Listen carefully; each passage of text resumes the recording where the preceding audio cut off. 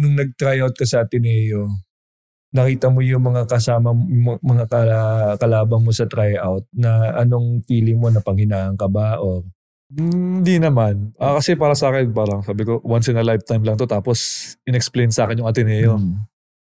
Big school to. Tapos, pag nag-aral ka dito, matapos mo yung pag-aaral mo, kahit di ka na makapaglaro, may pupuntahan ka talaga. So, nung time na yun, ang nandun, si Raba Luceni, si Noy Baclao, nandun pa. So, syempre, mga big names. So, tryout kami, ganyan. Ang maalala ko lang talaga, nasapalpal ko si Rabat sa si Nonoy. Nasapalpal ko si Rabat sa si Nonoy. Actually, maganda naman yung tryout ko. Pinasahan pa ako, ang naalala ko, pinasahan ako ni Jai. Tinetesting ata.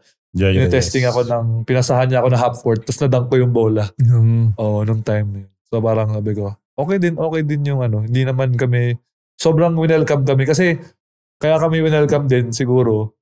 Kasi yung presidente ng Xavier dati, si Father Jet, the next year, siya yung presidente ng Ateneo.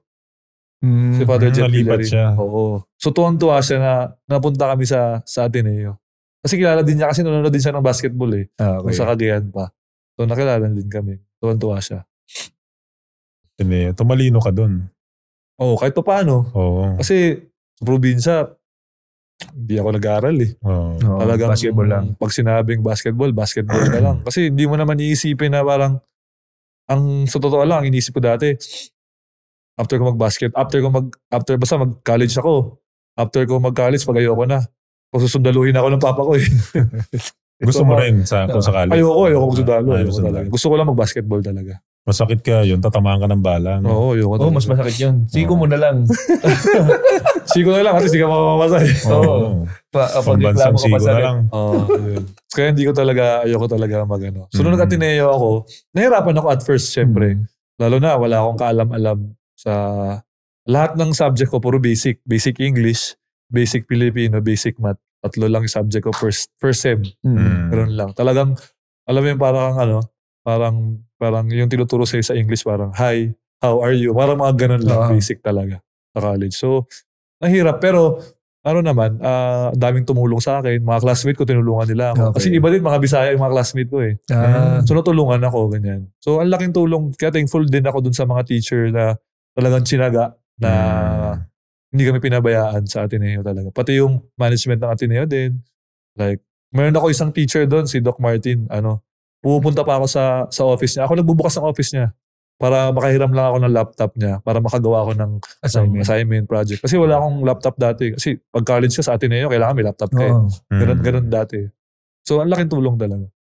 Ganda ng community, kumbaga, pati yung Kaya yung player talaga, sa player talaga ang problema pag talagang bumagsak ka na. Kasi halos lahat ng resources nandyan tutulungan ka talaga. Problema na lang talaga pag yung player hindi talaga pumapasok. Kumbaga ikaw, probinsyano ka, na kaya mo nga No? Oo. Kasi may may mga role model ako Si Noy Baclao, si Uping Sumalinog, si Eman Monfort.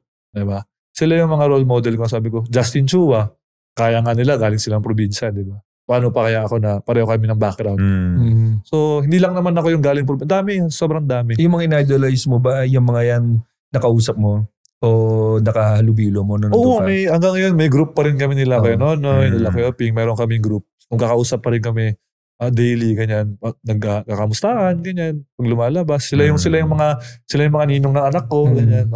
Nagpapayo ba sila sa'yo? Oo, every naman. Pag after ng game, pag may napansin sila, like yung mga past struggles ko sa game, siyempre, personally din, may struggle din ako. Thank you for watching Balyahan with GB and RDO, powered by Sports Plus, the official gaming partner of the Philippine Olympic Committee. Kung nagustuhan mo ang napanood mo, here's some more videos. Huwag mo rin kalimutang mag-like, comment at subscribe para lagi kang first dibs sa bagong videos ng Balyahan.